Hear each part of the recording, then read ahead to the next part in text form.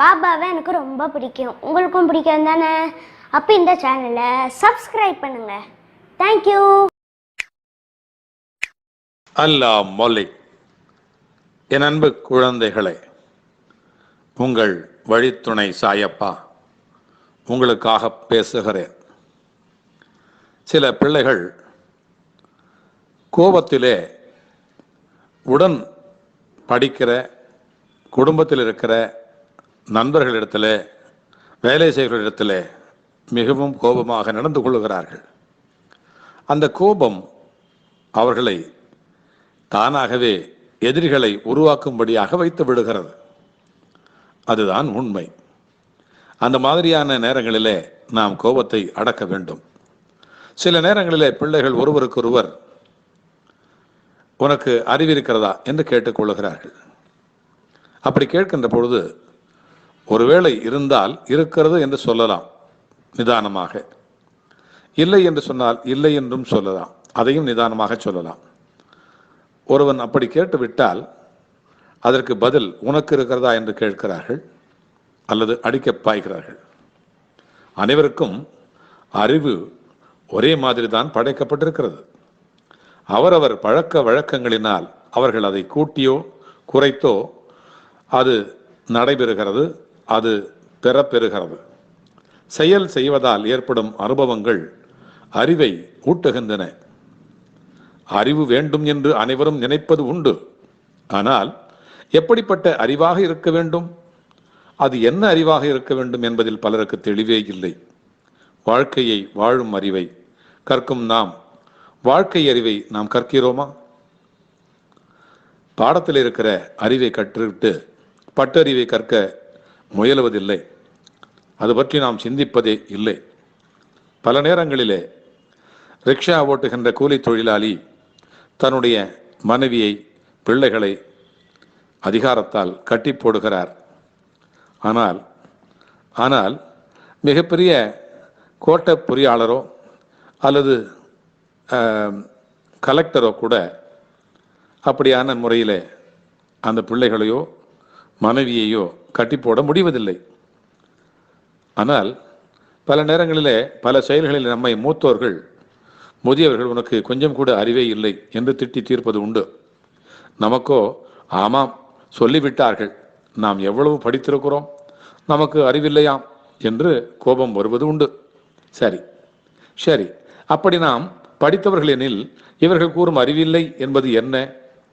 ஒரு கல்லூரி முடித்து படித்து மாணவன் தன் நண்பன் வீட்டிற்கு சென்றான். நண்பனின் வீடு மிகவும் ஆச்சாரமான வீடு. இவனோ இயல்பாக வாழும் நகரவாசி.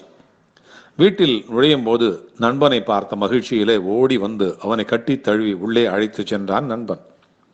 நண்பர்கள் இருவரும் மகிழ்ச்சியாக பேசிக் கொண்டிருந்தார்கள். அப்பொழுது நண்பனின் தாய் அங்கே வந்தார். இவனை பார்த்தவுடன் அவருக்கு பேரதிர்ச்சி.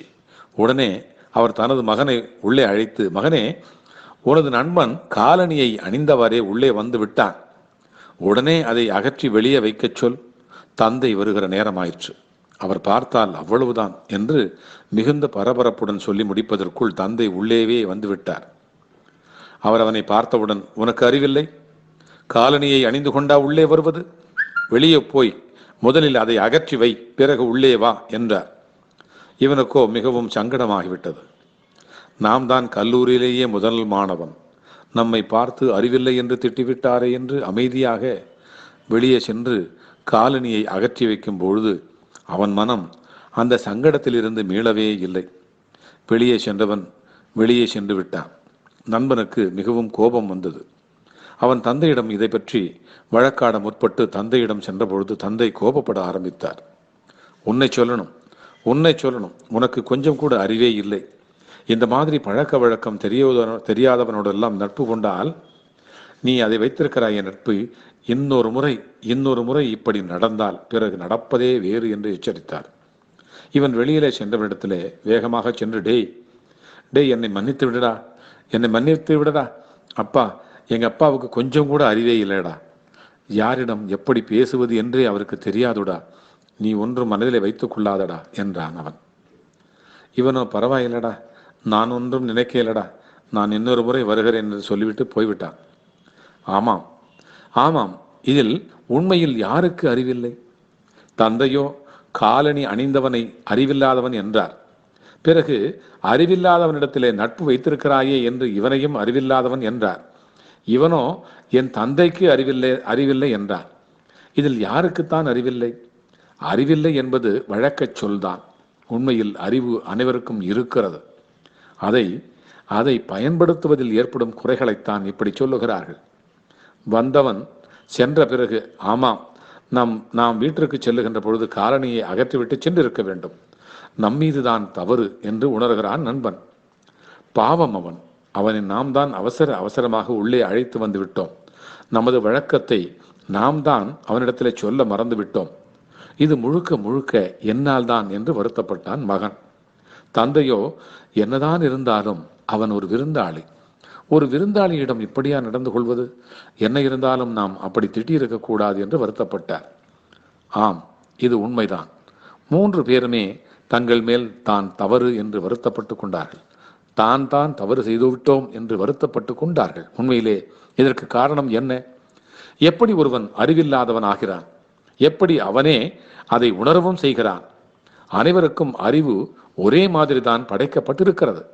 அவரவர் பழக்க வழக்கங்களினால் அவர்கள் அதை கூட்டிக் கொள்வதோ குறைத்துக் கொள்வதோ நடைபெறுகிறது. செயல் செய்வதால் ஏற்படும் அனுபவங்கள் அறிவூட்டப்படுகின்றன. உண்மையில் உணர்ச்சி வசப்படுபவனே அறிவில்லாதவன். உணர்ச்சி வயப்படுபவனே அறிவில்லாதவன். எவன் ஒருவருடனும் உணர்ச்சி வயப்பட்ட நிலையிலேயே தவறுகள் செய்கிறான். நண்பர்கள் சந்தித்து கொண்ட மகிழ்ச்சியிலே உணர்ச்சி வசப்பட்டு தாங்கள் என்ன செய்ய வேண்டுமோ அதை மறந்து அவச்சொல்லுக்கு ஆளாகிவிட்டார்கள். தந்தையோ தவறு நடக்கிறதே என்ற கோபத்தில் உணர்ச்சி வயப்பட்டு முறை தவறி நடந்து கொண்டார். அவர்கள் இருவரும் உணர்ச்சி வயப்பட்டதனாலேயே அறிவில்லாதவர்கள் ஆகிவிட்டார்கள். அதனால்தான் அறிவில்லாதவர்கள் ஆகிவிட்டார்கள். அனைவருக்கும் அறிவிருக்கிறது. அதை பயன்படுத்துவதில்தான் நமது உயர்வு இருக்கிறது. உணர்ச்சி வயப்படாதவனே அறிவாளி. உணர்ச்சி வயப்படாதவனே அறிவாளி. உணர்ச்சி வயப்படுபவனே அறிவிலி.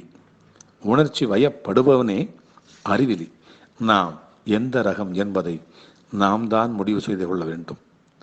இதுபோல பொறுமையாக, நான் சொன்னது போல பொறுமையாக நீ இருந்தாயானால் நீ கண்டிப்பாக அறிவாளியாக நிற்பாய். சமுதாயத்திலே உயர்ந்து நிற்பாய். சமுதாயத்தில் அனைவராலும் மதிக்கப்படுவாய். நீ மதிக்கப்படுவாய். உன்னால் கூட மற்றவர்கள் மன்னிக்கப்படுவார்கள். அப்பொழுது நீ மகானாக மாறிவிடுவாய். அப்பொழுது நான் விரும்புகின்ற என் பிள்ளையாக நீ இருப்பாய். பிறகென்ன, உன்னோடு இந்த வழித்துணை சாயப்பா வந்து கொண்டே இருப்பேன். அல்லாஹ் மலிக்.